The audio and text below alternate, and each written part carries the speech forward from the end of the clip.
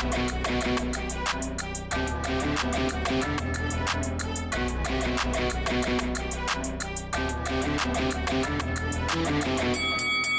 guys, welcome to Boxing Squared for boxing news and views from around the internet.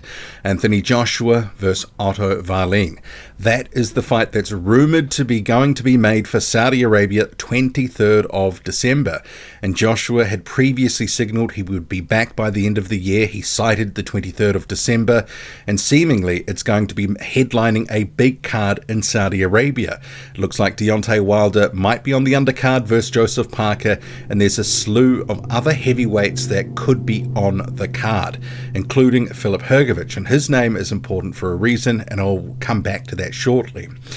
So if this fight gets made, it's a pretty decent fight. Remembering Joshua coming back from a couple of consecutive losses to unified champion Alexander Usyk, he had a comeback fight against Jermaine Franklin, and that was almost going to be Otto Wallin. He was one of the front runners for that fight, but ultimately they went a different direction with Jermaine Franklin, who is durable but doesn't have the same sort of box and move skills that Otto Wallin does.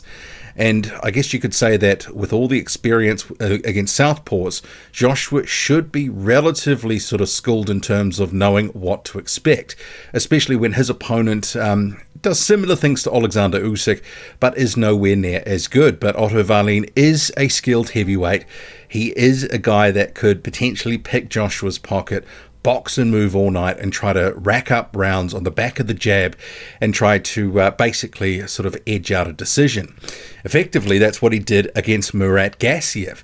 And that fight, you have to say, put him in line for this one. That was for recent years, Otto Wallin had been calling for big names after his loss to Tyson Fury, and effectively hadn't really been fighting anyone of note, and when he had been fighting, it had been largely underwhelming. But he put it all on the line just a couple of months ago against Murat Gassiev in an IBF final eliminator, and he won. Got a pretty conclusive decision against the smaller Gassiev, and now is number 2 rated in the IBF. So you have Hrgović, who is the number 1 rated and is the mandatory challenger at this stage. So if a belt became vacant, you've got a situation where Hrgović would be in for a title shot. And by taking this fight, if Joshua can beat Otto Wallin, who I'd recently said I thought probably was a viable option for Joshua because of the pathway to a title shot, I think if he beats him, then all of a sudden he's the guy that could be Johnny on the spot for a shot at a title, or for a vacant title, or he could have a fight with Filip Hrgović if the belt continues to be sort of tied up, for example, with an undisputed fight. Who knows how long that saga will drag on. But there's options for Joshua, and I think it's important to say that while we're hoping that Joshua and Deontay Wilder eventually fight, even if they're fighting on the same card, they may not eventually fight.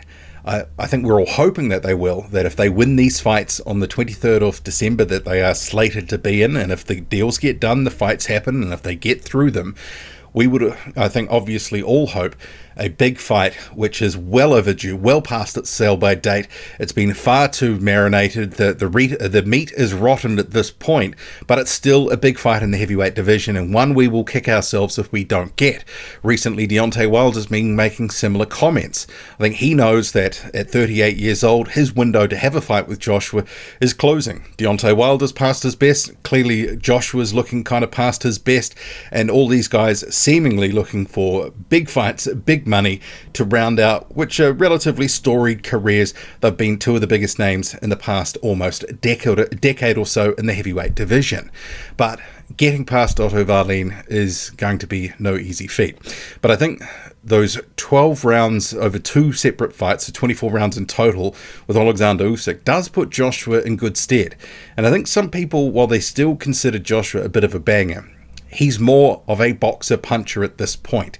He's a guy that's going to use his length, use the jab, and he does have the natural height and reach advantages over Otto Wallin.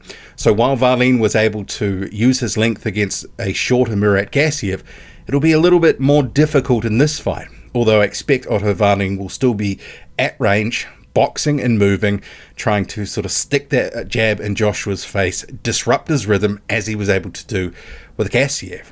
But I do think what we've seen in the past is Otto Wallin does tend to fade a bit. And, so too Joshua if he sort of empties the tank. So there is a question if this goes late, who's going to be the one that would sort of take it over, take control of the fight? Because Wallin sometimes, and we even saw it late in that one against Gassiev, does tend to sort of, one or two rounds where it's not where he gives it away. It's just, he's clearly, almost spent and he's sort of trying to get through to the end of the fight. Not sure he can, afford to be gassing against Joshua. But then again, it's probably not going to be a hugely high-volume fight. I think Joshua, who has a gas tank problem himself, would be looking to manage his energy.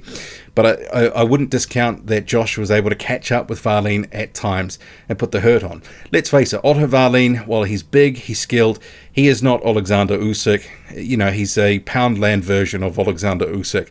So Anthony Joshua, if he's got anything about him, if he is the elite fighter that he's purported to be, and that considered to be by fans, then he should get through this one. And I'm not going to say comfortably enough, but he should get the win and look, pretty good in spots. I mean, we have to sort of consider that perhaps there could be a few hairy moments along the way where Joshua has to go into a shell.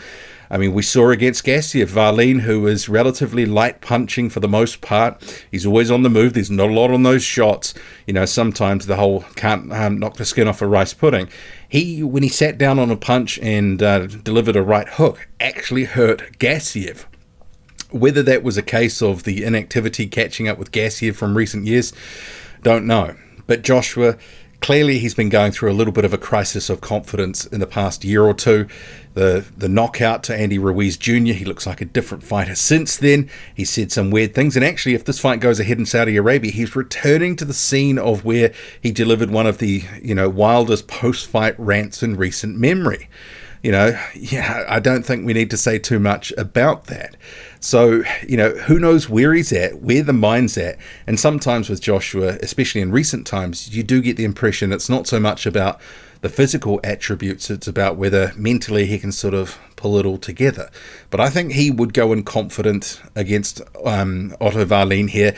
He would think with his height and reach, and he should be able to dictate the fight, and I think he will feel he should be the one that should be able to outbox Wallin. I think Joshua, his skills as a boxer in recent years, they've been developing, and he has been able to utilize the skills a bit more. Against Usyk, tried to outbox the master boxer, it was never going to work. And he did that 2 times in a row, and second time just proved that he couldn't do it, albeit a lot closer. There was actually one judge that scored it to Joshua. So I think a fight between Joshua and Wallin, given Wallin has proven durable when he has got cracked, there were a few big shots that he took against Gassiev, wasn't really wobbled. I think, if he can take a couple of Joshua's best and manage to mostly stay out of trouble, this probably goes to points. I mean, if Joshua was to go in there and do a number on him, it'd be a huge statement, given Wallin is held in relatively high regard by fans, especially after this most recent Gassiev win. And we saw against Tyson Fury in 2019, Otto Wallin, who was a relative unknown at that point to a lot of boxing fans, he did better than people expected for the most part. And as we know, he clipped Fury with some punches, opened up a couple of cuts over one of his eyelids. And that changed the course of that fight, made it a bit more dirty and rugged inside. But I don't see this fight going to be that sort of fight. I think this will be more tactical. It's probably not going to be the most exciting main event ever, but there's a lot on the line. What do you make of it if it gets made, if it happens? December 23rd is not that far away. Drop a comment loud and often. Hit like, hit subscribe. Follow me on Twitter. Boxing_squared. I'm out.